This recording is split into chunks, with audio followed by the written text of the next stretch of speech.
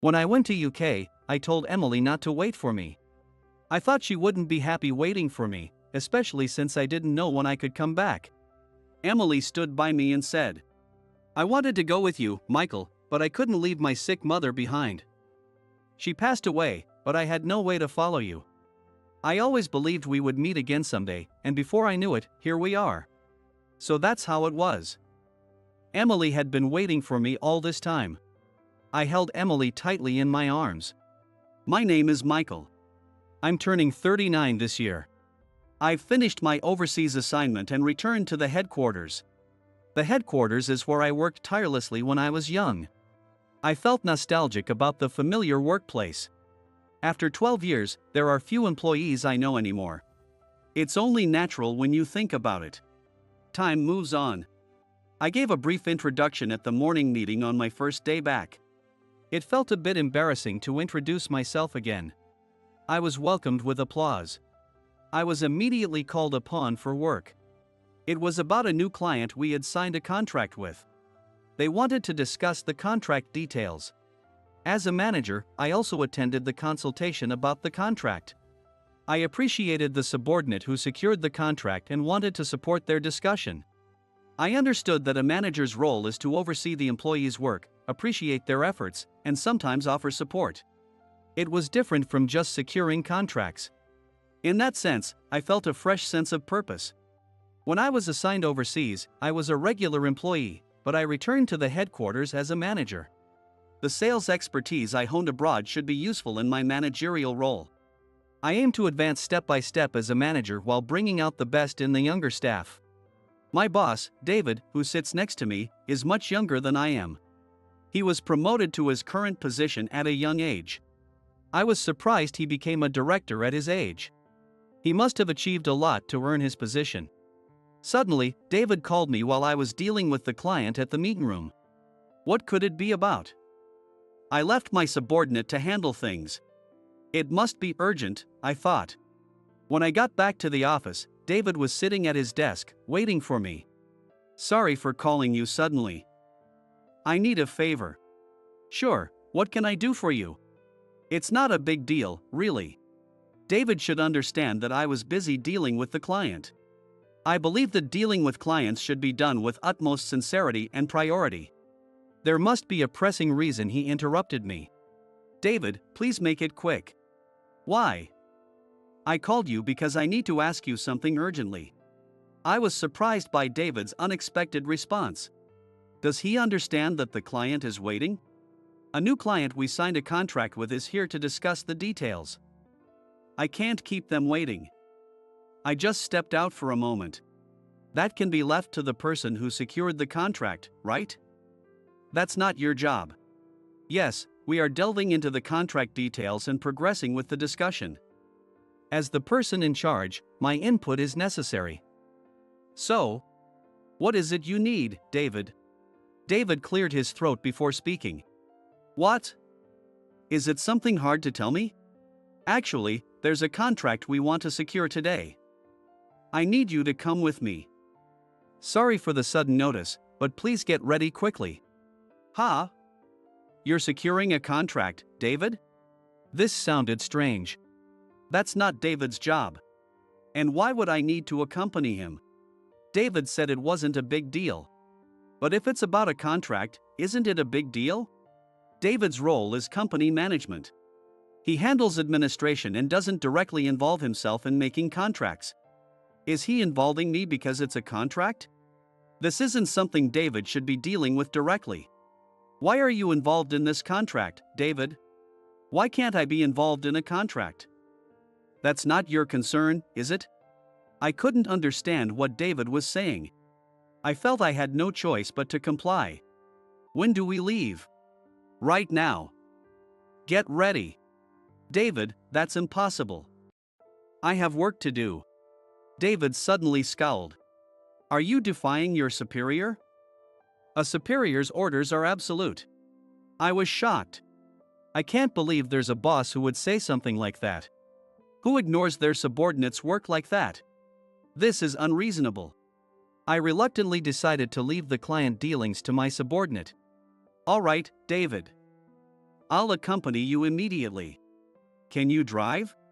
Out of the blue, what's he talking about now? Does he want me to drive us there? Yes, I can drive. That's great. We'll take the company car. Just as I thought. I didn't mind. I got the company car ready and waited for David. I felt bewildered. David climbed into the car nonchalantly. Take us here. This is where our potential client is. David handed me a note. It had the name T Corp on it. T Corp? I've visited them before. I didn't mention this to David. So I knew the way well.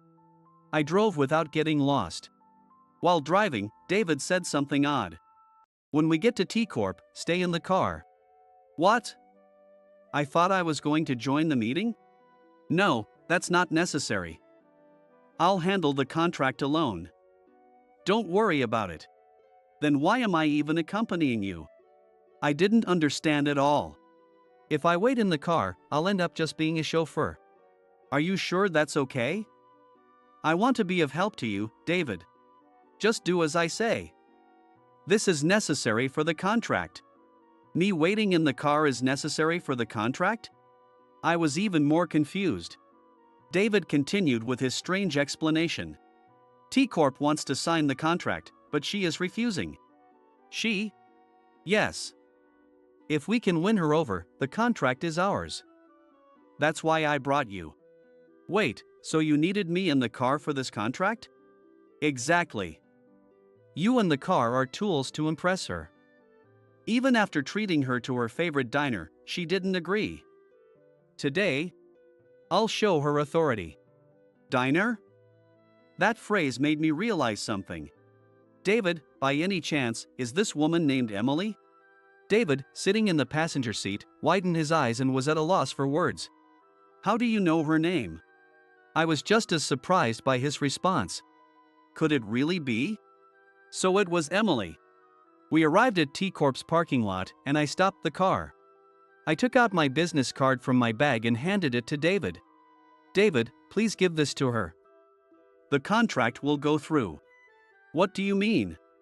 Just trust me and give this to her before you start talking. Good luck. With that, I sent David off. A little while later, David came back. He was with a woman. It was indeed Emily. She hadn't changed a bit. I greeted Emily in front of David. We got the contract. Just as you said, everything went smoothly after I handed her your card. Then, turning to Emily with a smirk, he added, "Oh, he's just the driver. I arranged the car for you today. Since I got the contract, you remember our deal, right?" Emily nodded yes and responded to David. "Yes, I understand. I'll go out with you. But today, let's just have a drive with the driver included." Fine. Just for today. A drive? This is supposed to be work, isn't it? Is David planning to spend the day on a drive? Today, we'll just have a driving date. But next time, you know what I expect, right? A date? What's going on? I started to see David's ulterior motives. Just from that short conversation, I could understand the context behind the contract. And why Emily had been refusing. What puzzled me was why David chose me. Wouldn't it have made more sense to use a younger guy? While I was wondering about this, Emily casually asked David the same question. The driver looks older. Is he new to the company? Yes. I rose to this position at a young age, so I need to be able to boss around even older employees. When I said I'd get the contract today, this guy volunteered to come along. He's old, but he just joined the company and became a manager. So I thought I'd make him my sidekick today. So that's what he meant by showing authority. It oddly made sense. He just wanted to impress Emily. He doesn't even realize I've returned to the headquarters. He thinks I'm just some clueless old guy, huh? What kind of company promotes someone to manager based on age alone? You become a manager because you've earned it, right? David tried to use a drive date to secure the contract. But Emily isn't that kind of shallow woman. She agreed to the contract and the drive after seeing my business card. I was touched by Emily's feelings.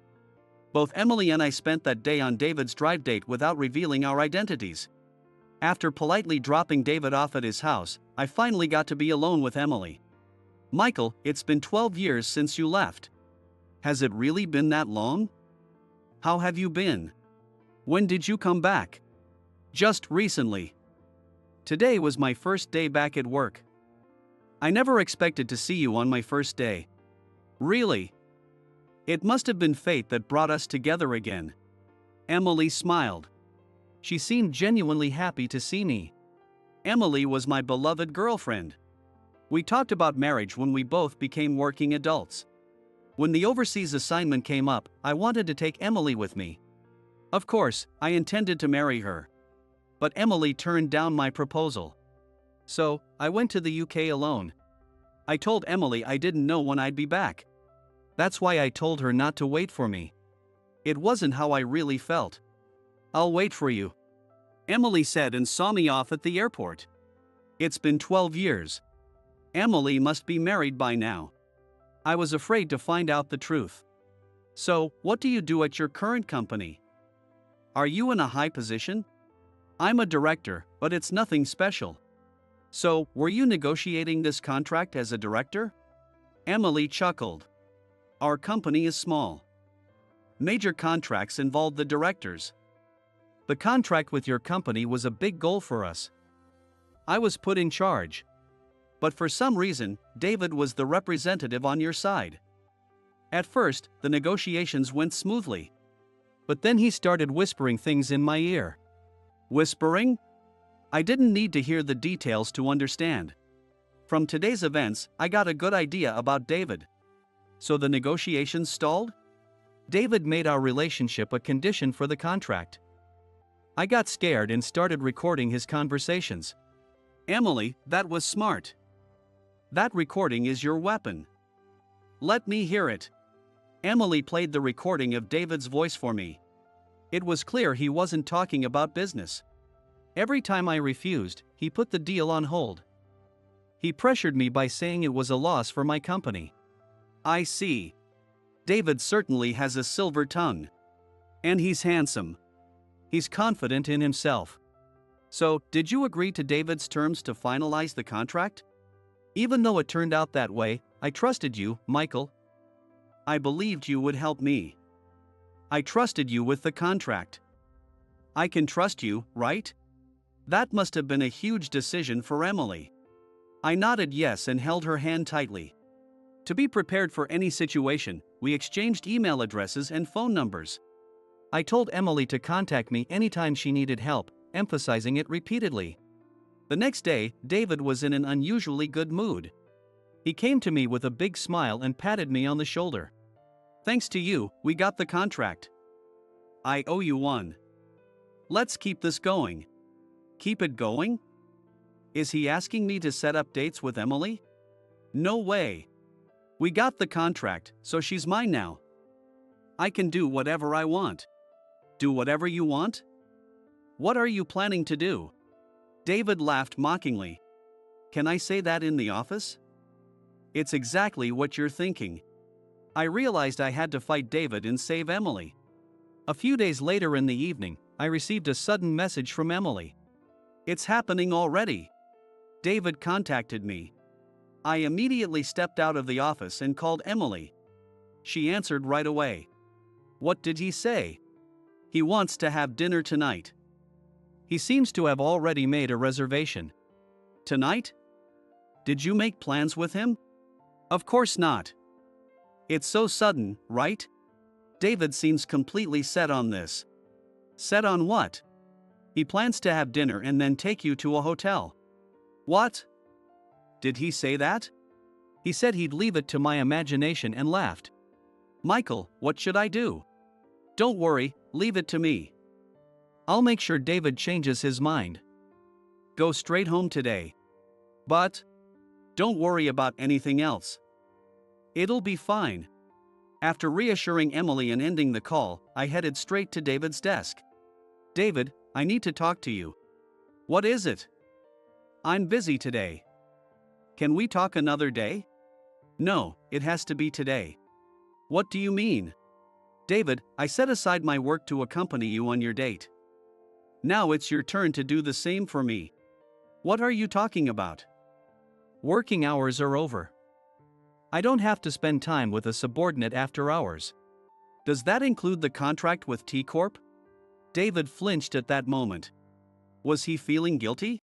The contract with T Corp has nothing to do with you. You have no right to interfere. Are you sure? Did you forget? Forget what? That the contract was sealed because I showed my business card. So what? It means it wasn't your doing. With my words, David scowled. What a cheeky thing to say for a manager. First of all, you don't even know the details of the contract, do you? His pride must have been deeply wounded. It was a fact that my business card made an impact. Doesn't that seem strange to you? But David cut me off. None of that matters. Results are everything. Securing the contract is what counts. The deal with T Corp is done. As long as she agrees to my terms. That's all that matters. David's true intentions became clear. His goal wasn't the contract, it was Emily. He just wanted to possess her. He was using the negotiation and his job to achieve that. Is she that attractive to you? That's none of your business, is it? I played a part too, and it seems you're quite taken with her. True, I used your help. You found her beautiful too, didn't you? Well, yes. See? Such a beauty is rare. When she came to our office, I decided to take charge directly. I wanted to make her mine using the contract as leverage. Do you always use contracts to achieve your personal goals? David hesitated for a moment at my question. Yes. Contracts are about connecting with people. Remember that. Success, money, women, all depend on how you do it. Is that really how it works? I wondered what kind of experiences David had to reach this point. It was beyond my imagination. And now, Emily was his target. Well, I have things to do. David began gathering his things. He was probably heading straight to the restaurant. David, if she refuses your advances, what will happen to the contract? She won't refuse. Accepting my advances means she's agreed. If she refuses, the contract will be nullified. She knows that. Isn't nullifying the contract a risk for us either? David started laughing. A contract with a small company like that? It's no risk to us. That contract doesn't even matter. I just wanted her. Contracts can have personal motives too. David said this nonchalantly. He picked up his bag and prepared to leave. Wait a minute. What now? I told you I'm busy. Are you going to the restaurant? David seemed taken aback. His eyes widened. How do you know that? I had to explain to this clueless David. Everything about you is transparent to me. Emily and I have a close relationship. What do you mean? Don't you get it yet? Emily used to date me. David looked dumbfounded. He probably couldn't grasp the situation. I know you invited Emily tonight. And that's not all. You know about everything? Yes. I know all about how you've handled this contract. It's despicable. Did you think I was just a clueless old guy who wouldn't care about anything you did? I will fight you. I will protect Emily from you. Fight me? What can you, of all people, do? You didn't notice, but Emily recorded your conversations during the negotiations.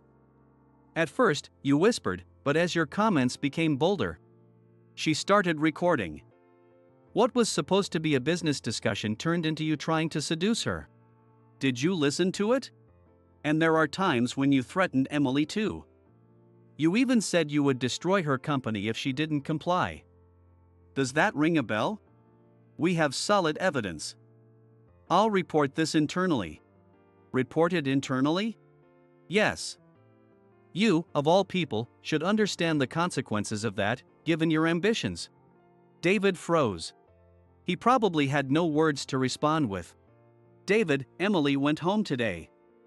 After hearing what you planned, I sent her home. So, what will you do? Cancel the contract? It's up to you. David tried to compose himself, a smirk forming on his lips. Interesting. Go ahead and try. I'll show you the consequences of defying your superior. Don't regret it later. But his shoulders were shaking. His words were empty, devoid of power. David, it's better if you stop now. Your fate is in my hands. If you give up on Emily and don't cancel the contract, I'll overlook this incident. I promise.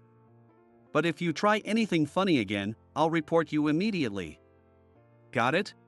David listened to my words, then left without saying anything. Since then, David stopped contacting Emily. Emily's company strengthened its ties with ours, and their performance improved significantly. Emily's achievements were recognized, and she gained a lot of trust and respect. I remained cautious of David. Then one day, I received an unusual directive from him. My department was given a quota. Secure 30 contracts per month. That's one contract a day on average. It was an impossible target. Securing a contract is no easy task. David must know that from experience. David thought about it. This was his revenge against me. I couldn't burden my subordinates with this. I didn't relay the directive to my team. Instead, I encouraged them to keep up their usual pace. I listed potential companies for contracts. Reaching 30 contracts was unrealistic. David planned to use this to affect my performance review. Demotion or dismissal could be on the horizon. Maybe even a transfer for retraining. This was David's way of wielding power. It wasn't just about spite. I didn't intend to report David for this. It didn't involve Emily. I would report him only to protect Emily. This was a challenge I had to face alone. As a subordinate, I had to try to fulfill even unreasonable tasks. I pondered every day. There seemed to be no solution. Sleepless nights followed. What could I do without relying on my team? Then, a peculiar idea struck me. I didn't know if it would work. But I was convinced it was a solution only I could achieve. From that day, I started negotiating persistently with the London branch, explaining the situation. My long-standing connections paid off. I got special permission to participate in local work. I made a list of companies with local needs and started calling them one by one using my connections. I couldn't burden the branch. I specifically chose companies that wanted a connection with the headquarters. I managed to gather a decent number. At that point, I decided to go back to the UK. I told Emily about it. I'm going back to the UK again. Emily couldn't hide her surprise. Michael, you just got back. It's okay. I'll be back soon. Don't worry, we'll see each other again soon. Really? Promise me. I'll be waiting for you, Michael. I gratefully accepted her words at that moment. I knew I'd see her face again once I returned to the US. That alone was enough for me. It gave me more motivation for the trip. I'd do what I needed to and come back safe. For Emily too. After arriving in the UK, I stayed in a hotel while visiting the companies I had negotiated with over the phone. Since I had already progressed with the discussions over the phone, I just needed to finalize the deals in person. My goal was 3 companies a day. I traveled from morning till night. The UK is big. It's big enough to travel countrywide. After a 2-week stay, I managed to visit all the planned companies. I secured contracts with all of them.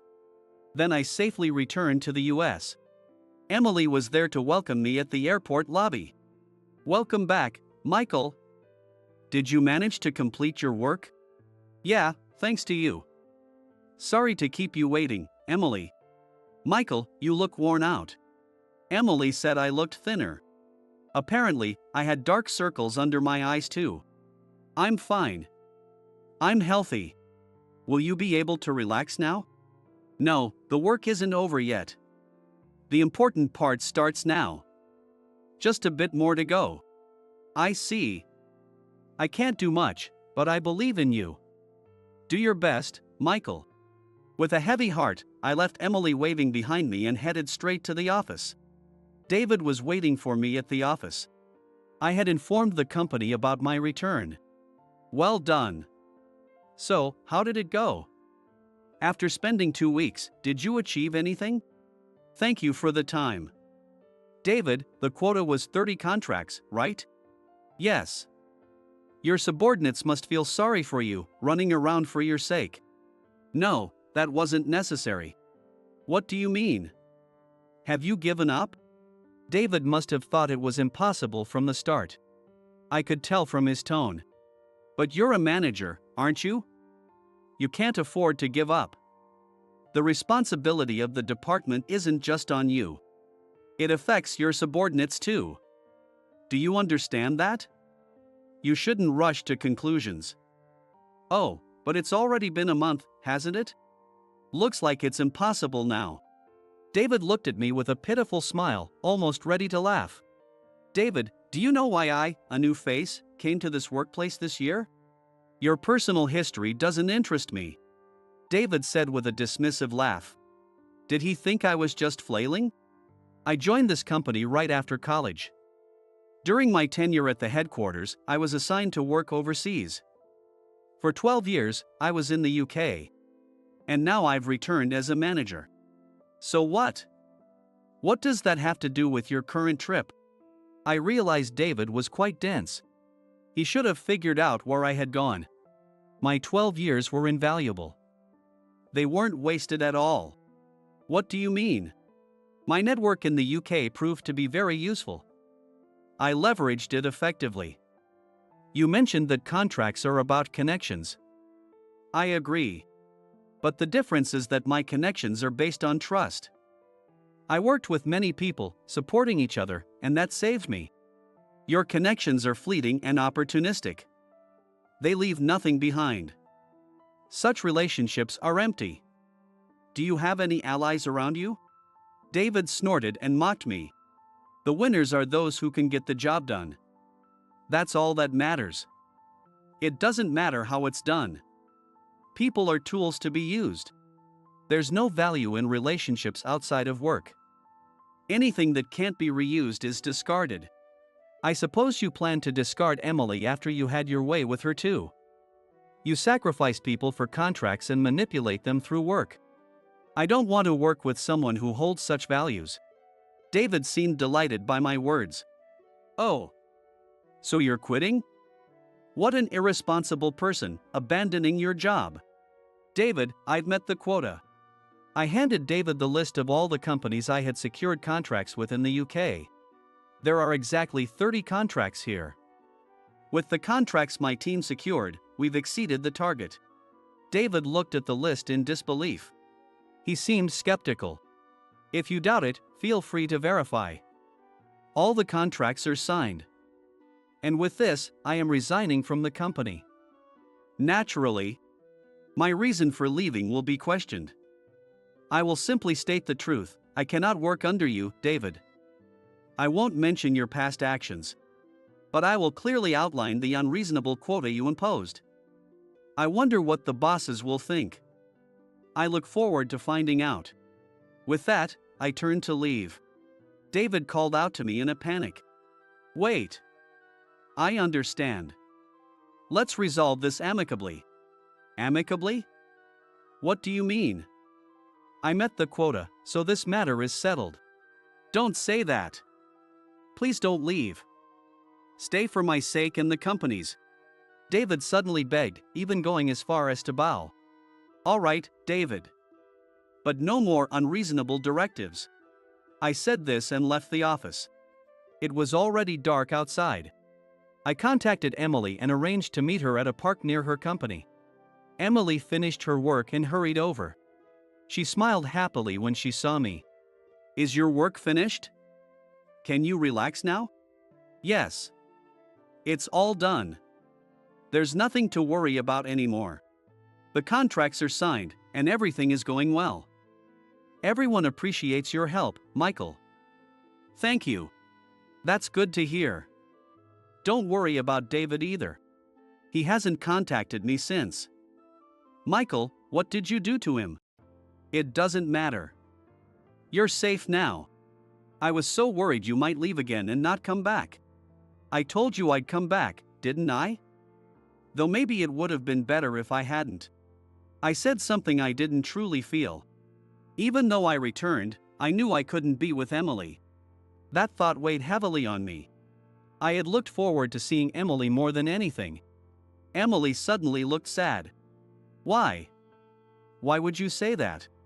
I'd been thinking about you constantly while I was away. I wanted to see your smiling face. But you always have to go home when the time comes. I'm left alone again. Coming home to an empty place is tough for me. It's something I can't help. Emily listened quietly to my words. Then she spoke softly to me. Michael, do you remember the words I always tell you when we part? Yes, I remember. You always say you're waiting for me. I'm still waiting now. Since our college days, nothing has changed for me. What do you mean? I can't imagine being with anyone other than you, Michael. So, I've been living alone all this time. What? Emily, you're not married? Emily shook her head. She wasn't just waiting for me to come back, she had been waiting for me all along. When I went to the UK, I told you not to wait for me. I thought you wouldn't be happy waiting for someone who didn't know when he'd return. Emily came closer to me. I wanted to go with you, but I couldn't leave my sick mother behind at that time. She passed away, but I had no way to follow you. I believed we would meet again someday, and before I knew it, here we are. So, Emily had been waiting for me. I hugged Emily tightly. A year later, we were happily married. We continued to nurture our love together. The company investigated the sudden surge of contracts I secured, which exposed David's arrogance.